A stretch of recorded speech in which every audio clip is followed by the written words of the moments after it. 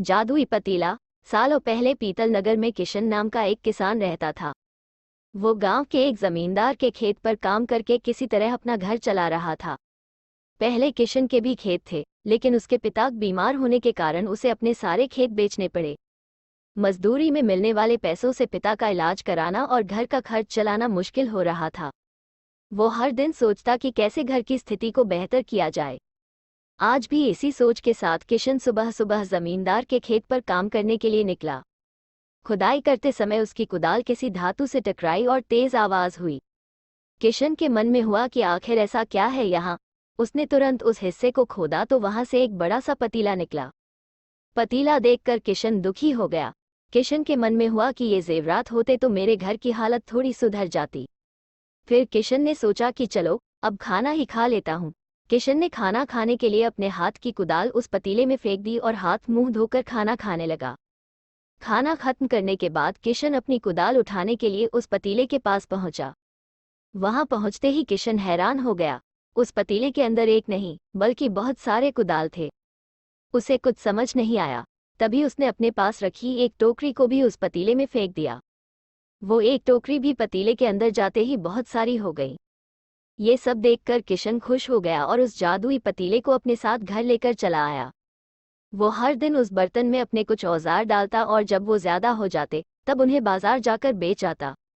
ऐसा करते करते किशन के घर की हालत सुधरने लगी। उसने इस तरह से बहुत पैसा कमाया और अपने पिता का इलाज भी करवा लिया। एक दिन किशन ने कुछ गहने खरीदे और उन्हें भी पतीले में डाल दिया। वो गहने भी बहुत सारे बन गए। इस तरह धीरे धीरे किशन अमीर होने लगा और उसने जमींदार के यहाँ मजदूरी करना भी छोड़ दिया। किशन को अमीर होते देख जमींदार मोहन को किशन पर शक हुआ। वो सीधे किशन के घर पहुंचा। वहां जाकर उसे जादुई पतीले के बारे में पता चला। उसने किशन से पूछा, तुमने यह पतीला कब और किसके घर से चुराया? डरी हुई आवाज में किशन बोला, साहब, ये पतीला मुझे खेत में खुदाई के समय मिला था। मैंने किसी के घर चोरी नहीं की है। खेत में खुदाई की बात सुनते ही जमींदार ने कहा, ये पतीला जब मेरे खेत से मिला तो यह मेरा हुआ। किशन ने जादुई पतीला ना लेकर जाने की बहुत मिन्नतें की, लेकिन जमींदार मोहन ने उसकी एक नहीं सुनी। वो जबरदस्ती अपने साथ वो जादुई पतीला लेकर चला गया। जमींदार ने भी किशन की ही तरह उसमें सामान डालकर उन्हें बढ़ाना शुरू किया। एक दिन जमींदार ने अपने घर में मौजूद सारे गहने एक एक करके उस पतीले में डाल दिए और रातों रात बहुत अमीर हो गया। एकदम से जमींदार के अमीर होने की खबर पीतल नगर के राजा तक पहुंच गई। पता लगाने पर राजा को भी जादुई पतीले की जानकारी मिली। फिर क्या था, राजा ने तुरंत अपने लोगों को भेजकर जमींदार के यहाँ से वो पतीला राजमहल मंगवा लिया। राजमहल में उस जादुई पतीले के पहुंचते ही राजा ने अपने आसपास मौजूद सामान को उसमें डालना शुरू दिया। सामान को बढ़ता देखकर राजा दंग रह गया। होते होते आखिर में राजा खुद उस पतीले के अंदर चला गया। देखते ही देखते उस पतीले से बहुत सारे राजा निकल आए। पतीले से निकला हर राजा बोलता, मैं पीतल नगर का असली राजा हूँ, तुम्हें तो इस जादुई पतीले ने बनाया है।